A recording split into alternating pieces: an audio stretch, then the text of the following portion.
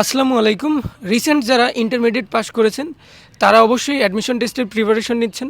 Admission টেস্টের preparation নেওয়ার পর সামনে যে পরীক্ষাগুলো হবে, অ্যাডমিশন টেস্ট হবে বিভিন্ন পাবলিক ইউনিভার্সিটি, মেডিকেল কলেজ, কৃষি ইউনিভার্সিটি, সব ইউনিভার্সিটিগুলোতে যখন পরীক্ষা হবে তখন যদি আপনারা চান্স না পান, কোনোভাবেই হতাশ হবেন না। যারা চান্স পাবেন তারা তো একটা সার্কেলে ঢুকে যাবেন, আর যারা চান্স পাবেন না তারাও কোনোভাবে হতাশ হবেন না।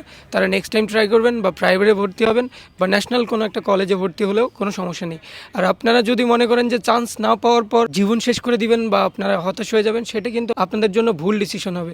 সো অবশ্যই চান্স পেলেও খুব বেশি খুশি হওয়ার দরকার নেই, চান্স না পেলেও হতাশ হওয়ার দরকার নেই।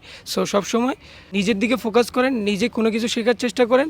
আপনি কোন ইউনিভার্সিটিতে পড়তেছেন বা কোন কলেজে পড়তেছেন এসব ডাজেন্ট ম্যাটার।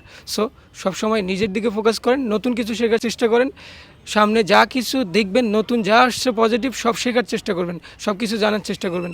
এতটুকুই ছিল সবার জন্য। সবাই ভালো থাকবেন, সুস্থ থাকবেন। দেখা হবে অন্য কোনো ভিডিওতে। আল্লাহ হাফেজ।